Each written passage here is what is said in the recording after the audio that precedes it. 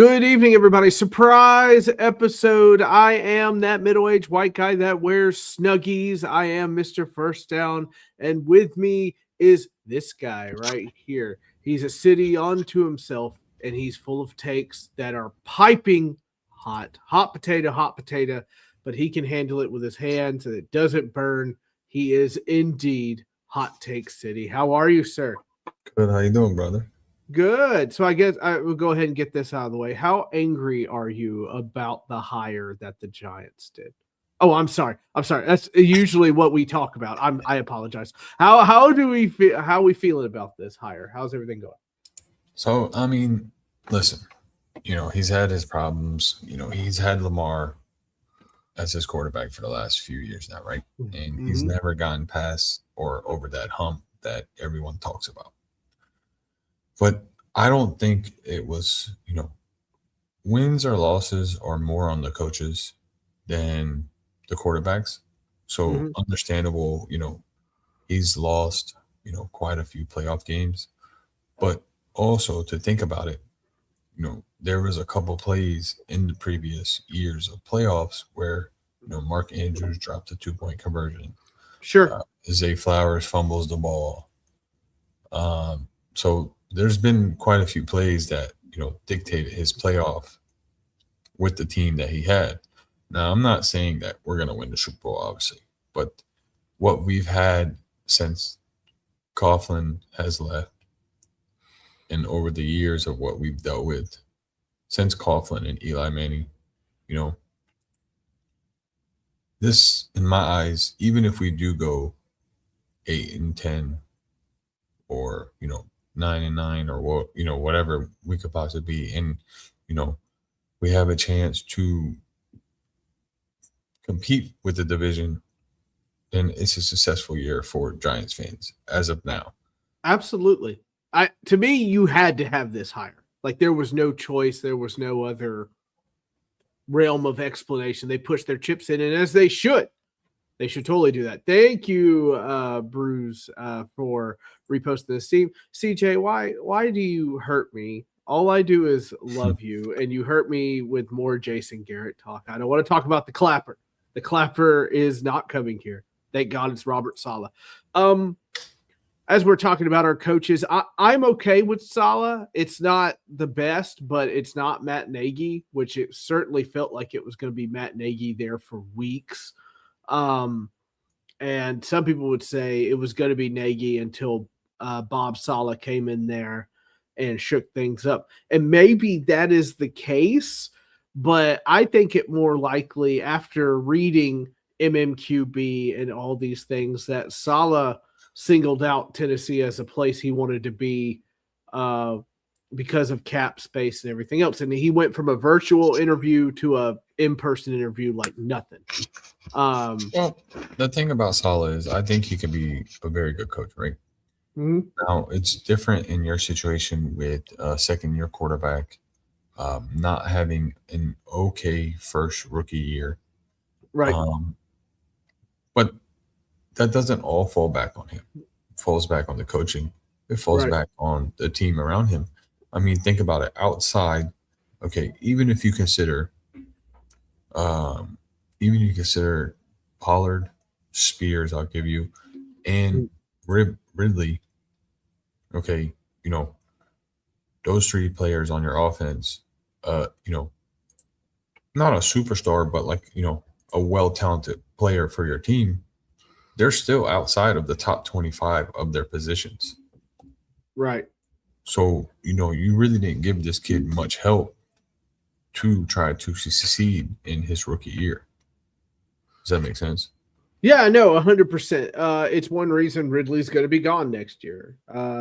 And I like Pollard, but he's going to be gone next year. L'Jarius Sneed has been absolutely awful. We couldn't count on him for anything. He's going to be gone. Your offensive line is complete in shambles. Oh yeah. No, I mean they got a little better, but a little better ain't going to cut it. The only one I felt like Latham got better after the bye week, and Skronsky has always been good. So it's hard for me to be like, like, hey, look, I'm the one good offensive lineman that you have. Yay, and it's my Yeah. left guard, not even my center. So yeah, no, they look, they have a lot of work to do. But I know when they cut, when they cut Sneed and they cut Ridley and they cut Pollard, you will have $130 something million in cap space. So even more. So I don't know who's going to come in free agency or anything like that, but it's definitely something they could look at. My guess with Saleh is that he's got some people in mind that he would like to sign. And all the other things like that. He's going to go two-tone. I'm not worried about that. He's one of those before June 1st cuts. So Saleh will get better free agents than Nagy would have. Ain't that the truth, Goose? Ain't that the truth? So we're happy about our new coaches. Both of us here, just chilling, making it happen. Hello. Hope you're doing well. I'm a captain. You hear that hot take? I'm a captain. It's a leadership position that I have. I didn't have a chance to take the vision every year, and even though it happens against the man. Oh, Lord. Yeah, no, for sure. So the draft is approaching amazingly, whatever else. Who you drafted? You have anybody in mind? Or a position, if it's not a name? I'm looking at two positions. Highly more on one than the other. Looking at really honestly CB more than wide receiver. Okay. And the talk is around Caleb Downs and the hype is around Caleb Downs and Caleb Downs this and Caleb Downs that.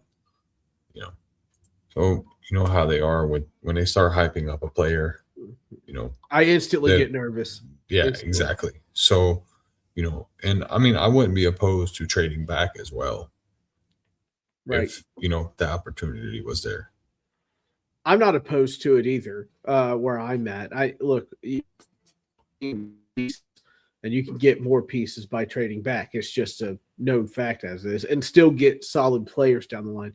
That's where I'm leaning as well. I'm curious with Saleh if they try something different here, as opposed to if they weren't going to trade out or anything like that. Downs is really intriguing. He's one of the ones that I really like. I'm not really sold on Bain, mainly because what we talked about, like he's getting heavy push, and believe it or not, short arms are a thing, and not everybody is about them. Reese is a very solid player, he looks like, but I don't know if he's like, solid players are not just gonna be the guys that start; they're going to be depth players too, and you can't have a depth player when you're picking number 4 in the draft. You got to get somebody that's going to get in there and help you out. So to me, I'm okay with trading out.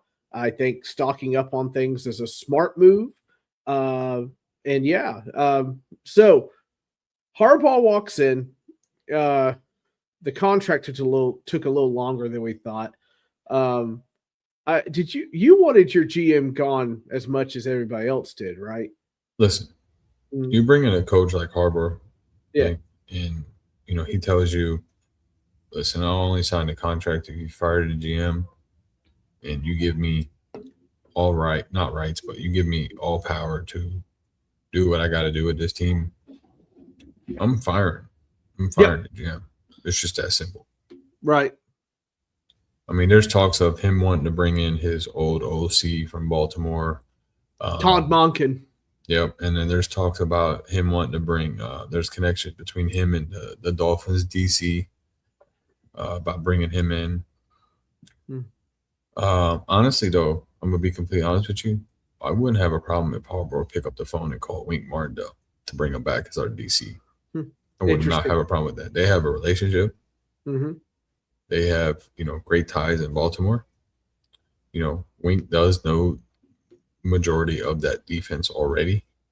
Right. And in the last 5 years, while Wink was there, those 2 years, our defense, did give up a lot of big plays, but we were seeing a lot more rushing, a lot more men, man-on-man coverage. And if they expect to go draft CB heavy and safety heavy in this draft, then, with the top players that you're going to draft, it wouldn't be a problem with that, blitzing all the time, running that man-on-man defense. So I get you. let's see. What do you make of? Because this is a crazy time. We both knew that we would be in the coaching tree pretty early. After the coaches were fired or whatever. But to have 10 total openings this year is absolutely crazy in the NFL. Do you think there's are people just getting fed up? Because I never expected Tomlin to step down. I never expected Harbaugh to get canned. I never expected McDermott to get shipped off. I had suspicions, but I don't think anybody really was like, yeah, he's going to get kicked out. You know what I mean? What do you think is going on here around the NFL? So teams want to win, right? Mm-hmm. Teams want to compete for a playoff spot. And teams that make it to the playoffs are tired of losing in the same position that they've lost in the last 4 or 5 years. Yeah. Like the McDermott situation, right? That was out of nowhere. I was like, wow, okay. I think personally they needed to fire the GM more than McDermott. Yeah, I think if you were going to fire everybody, you go ahead and pull the Atlanta in Buffalo and just rip it out to the stud. Exactly. Think about it, right? Since Josh Allen became Josh Allen, he's only had one real superstar at wide receiver in Stephon Diggs. He's never had a wide receiver, like a top 10 wide receiver. They've never drafted, a superstar wide receiver. Now, Keenan Coleman, he has came along, from his first year and stuff like that. I'm not telling you no, but he's not like a, he's not a true number one. No, he's not a Marvin. He's not a Neighbors. Mm-hmm. You know what I'm saying? He's not a BTJ. I know BTJ did have a down year, but right. BTJ, I would still take BTJ over Coleman any day of the week. Mm-hmm. Even Ladd McConkey, he had another down year, but Ladd McConkey was also playing behind Keenan Allen and Quentin Johnson. So, those you don't make that move unless you're going to clean house completely. Right. Take it all down. So you if you're going to do it, you take it all down. You take it from the GM all the way down to the coach, to the assistants, and you just start fresh. Yeah. I agree. The year that they got rid of Stephon Diggs, Josh Allen had the most touchdowns, rushing, passing, because he was able to spread the ball around. So, that was a good year for him. But, all they did was stack the box and play man-on-man coverage because they didn't have no outside threat. Right. Yeah. No, it's true. And I also don't think you make this move without consulting your quarterback either. I fully believe that Lamar hand to get Harbaugh out of Baltimore. I don't think they made that move without telling anybody. I think the same thing for the Bills. And we'll see how that all plays out or whatnot. I'm a little antsy about it. It's okay. So we have all these openings, and then we have all these openings for offensive coordinator, which I find really funny. So who's the next one to be banished to the nether realm in Cleveland, Ohio? I don't know, honestly. I mean, listen, there's 3 franchises that if you gave me $1 billion, I don't think I'd be able to coach. Woo, man. I mean, Harsh. And I'm not saying because of the team or the players or the owners. It's just there's 3 franchises that's just been cursed year in, year out. Mm-hmm. I mean, you're talking the Browns, the Raiders, and I love you, bud, but Tennessee's right there too, because it's not in a bad way. I mean, y'all have had star players, y'all have had players that have done well for your franchises. It's just that, like, for some reason you do one good year and then you have 10 bad years. You understand what I'm saying? Well, they have had 10 bad years. Well, yeah, you're I'm just on starting. 4. Yeah. Yeah, You're just, I you know what hit I mean? 4 this year, which stinks. But I hope it's not 10 bad years. Lord have mercy. I don't think I would survive that, especially with a new stadium coming open next season. That would stink. But yeah, we have to,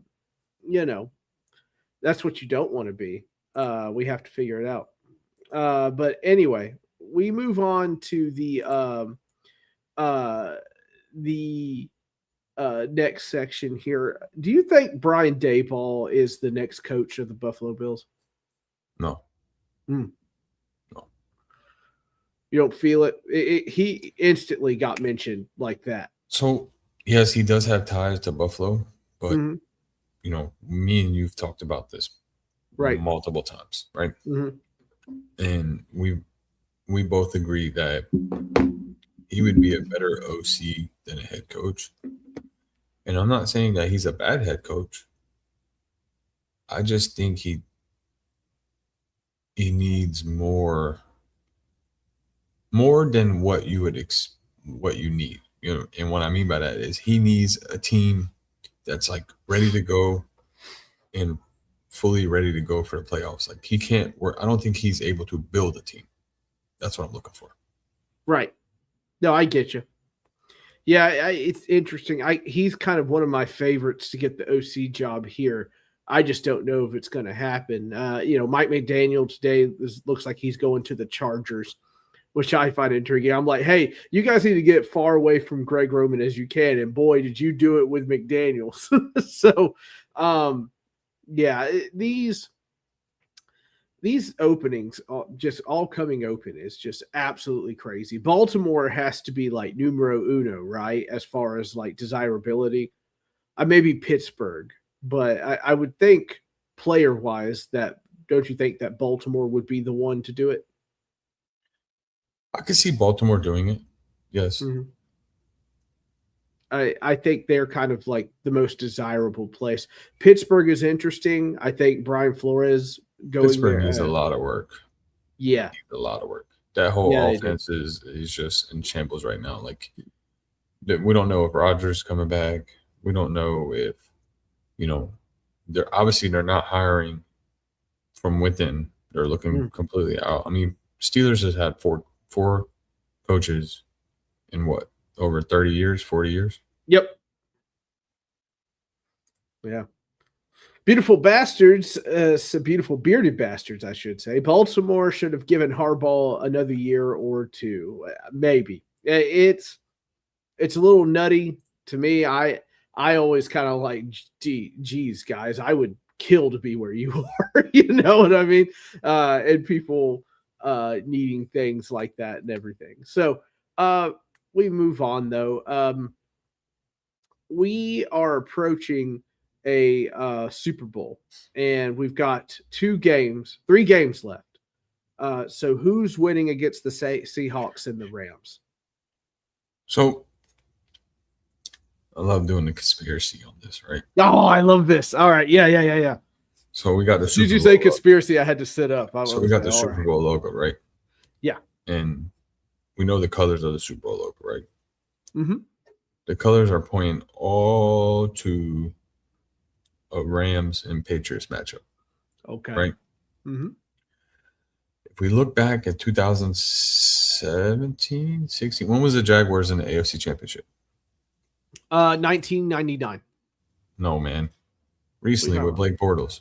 2017. I'm sorry. 2017. Okay, so back in 2017, we had Blake Bortles, Tom Brady, Case Keenum, and Nick Foles. That was the year that Nick Foles came in for Carson Wentz and won the Super Bowl, right? Yes. So here we are again, 2026. We got Stidham coming in for Bo Nix. And we got Matt Stafford being your old head with a Super Bowl ring under his belt. Then you got Sam Darnold as your number 1 seed, like the Vikings were. And then you got Drake May that's only lost 3 games, as a, couple year old quarterback like Blake Bortles. So in my eyes, forget about the Super Bowl logo. I think it's a repeat of 2017 where you got the backup versus the old head and the backup ends up winning. Gotcha. Yeah. So that would be really, really interesting. So I got the Rams versus Broncos. Yeah.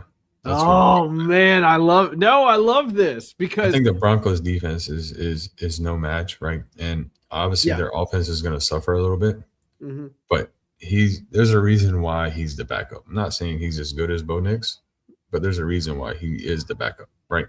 And Sean Payton's no dummy. Yeah, exactly. I mean, look who the coach is. Right. I mean, this is his second year with them or first year? I think it's his second. Okay, so second year with this team, and they're in the AFC Championship. Sean Payton, he knows exactly what he needs to do, how to control this game.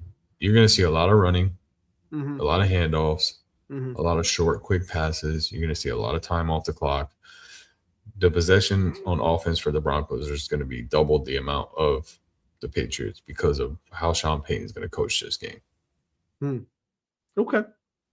I'm about this. I mean, like Drake May does lead the league in like fumbles, right? Like he's got a nasty habit of fumbling the ball, and I think they are very fortunate to go against CJ Stroud in Houston.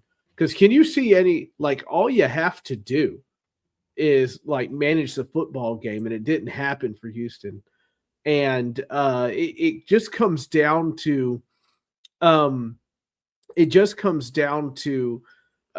who made the less mistakes at the end of the day. And it was the New England Patriots. So if Stidham wins this game, oh my gosh, the storyline is going to be crazy. And I guarantee you somebody's going to put way too much money on it on Vegas and make a ton of cash if he wins. Here's my thing, right? Yeah. We haven't seen the Sam Darnold ghost yet, right? No. I think this is the game where he starts to see the squiggly lines like you're playing Madden. Yeah. Well, he didn't have to against the 49ers, right? Because all he had to do was run Walker, and Walker had 3 touchdowns. Crazy. Yeah, he didn't even need to see ghosts because he's like, here you go. All credit due to the Niners, though. The amount of injuries they dealt with all year and to make it as far as they did. Incredible. Okay. That's one reason we hired Saleh, I mean, I have to give him respect. I mean, and everybody was like, oh, we want to fire Kyle, blah, blah, blah. I'm like, guys, he's taken you to the playoffs every year, no matter what his team has looked like, whether it's with injuries. I mean, last year they had a whole different wide receiver core. This year they had janitors from San Francisco playing wide receiver. You know what I mean? Right. I mean, they're signing wide receivers mid-season just to fill in roster spots. And y'all still went to the divisional round of the playoffs. Against somebody that you share a division with. Yeah. Which is not easy. And you already beat them once in the regular season. Yep. 100%. I think so. Yeah, I think it's incredible what the Seahawks have done, especially that game, against the 49ers in the regular season. I mean, we talk about like somebody that was absolutely prepared. The Seahawks were absolutely prepared for the 49ers. Oh, yeah, they were. Dominating performance, but I didn't think it was going to happen again, and then it happened again in the playoffs. And I'm like, man, they have got their number. Listen, we've talked about it on my show all the time, right? Yeah. How do you stop a team with 1 or 2 weapons? You close them out, right? They closed out CMC. That offense couldn't really do much. Right. If they let CMC run wild, that's a whole different ballgame. Right. I think I just find it interesting because I keep we always hear the overused term, right? Offensive guru or whatnot. And I would expect an offensive guru to say, well, I can't get, the guy you just talked about, not McCarthy. Who's the running back that you just talked about? CMC. 49ers. Yeah, CMC.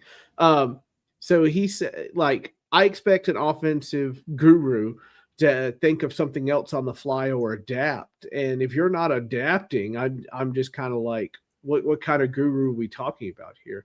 It's either that or the injuries just kind of fell flat and they had nobody else to turn to. But yeah, I don't think he should be fired. I can understand it wears thin after a while. It obviously it was a brain fart, beautiful bearded bastards. I couldn't think of his name all of a sudden. It went, I don't know what happened. Leave me alone. I'm tired. I have my Snuggie on. It's time for sleeps. All that good stuff. But yeah, I'm curious what moves they start making next year. They have did you see their free agency list? Guys becoming free agents. Yeah. I mean, it was like a freaking receipt that you get from like gas stations out of the machine. Like it just kept going and going and going. They didn't even have a coupon at the end of it. Like it's just completely crap.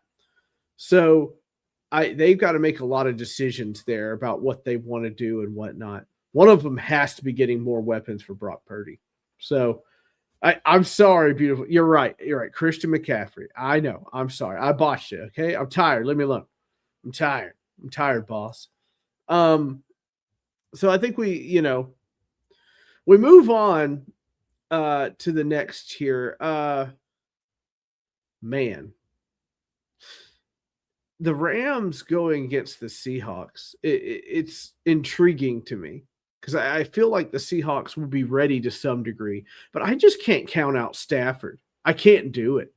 I've just seen him do some incredible things. And we all know if Stafford is on, he can throw in the triple coverage and hit the wide receiver like it's nothing.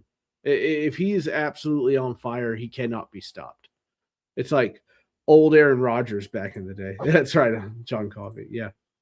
Well, let's look at this right quick. You ready? I love looking at the odds. Mm-hmm. So Rams, Seahawks, right? Mm-hmm.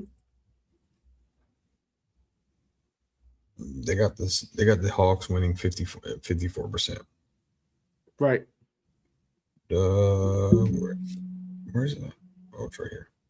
The over under is 47 and the Seahawks by 2.5. So they're pretty much just got the home field advantage with 3 points. Whew. That's pretty much what they're saying. Okay.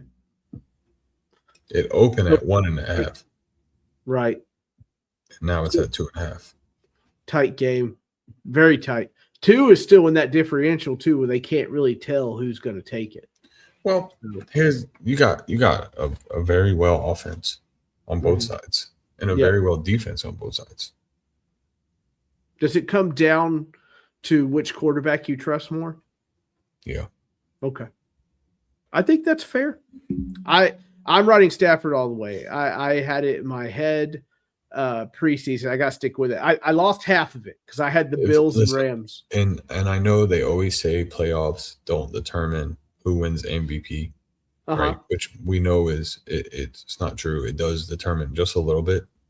It does. Right? Mm-hmm. If Stafford wins this game, he wins MVP and he'll win Super Bowl MVP. Yeah, 100%. And then I say he retires at the end of the year too. I think he so too. I think he's unless only one way he doesn't retire. If McVay can convince him to stay one more year so they can draft a quarterback that they can sit behind him. Man. I mean, he's going into 18 seasons. Like if he plays next year, it would be his 18th season.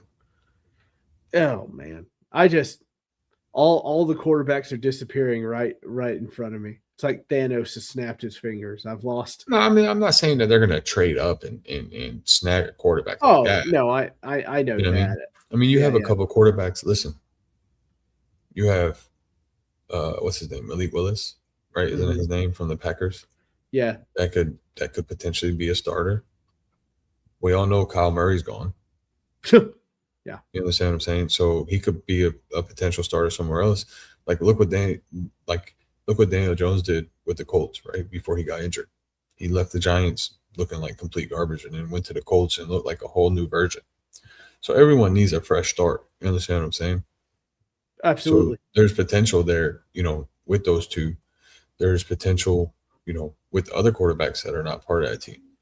I mean, how much longer do we think Josh Allen is going to be on the Bills? They can't get over that hump. I mean, Good question. You want to think about that? Let's talk about that. Yeah. No, You understand what I'm saying? So there's always potential of anyone coming in. I mean,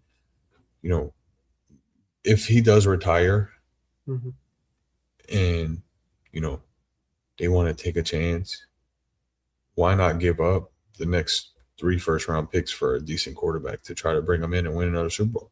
Yeah. Les Snead is a wheeler and dealer. He always has been.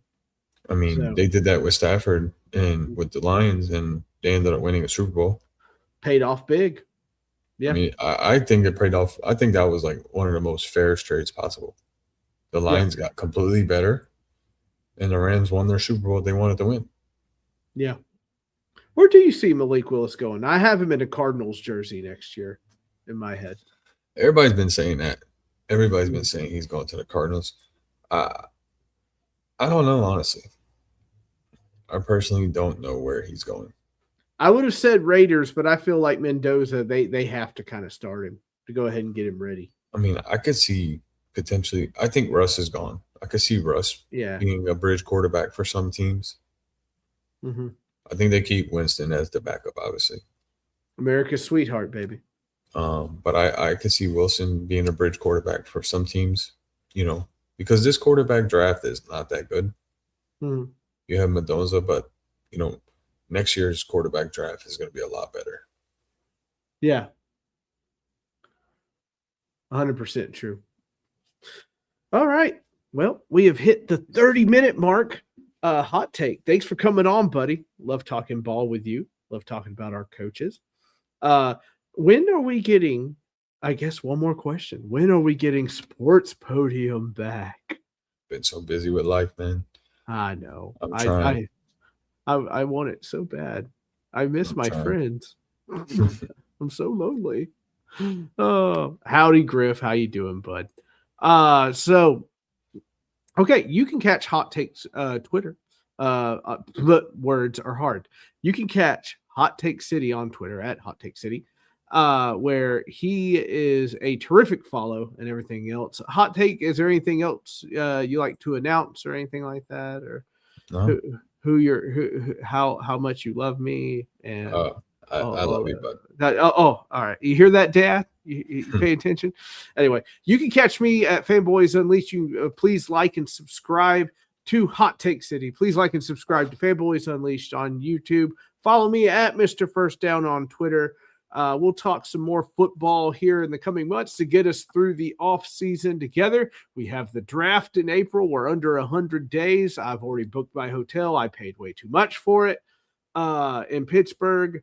And we are going to have a great time. And you can always count on Fanboys Unleashed to get you through the off season, talking NFL football all year round. It is glorious. We will see you at the next episode of Fanboys Unleashed. For Hot Take City, I am Mr. First Down. Have a wonderful night, everybody.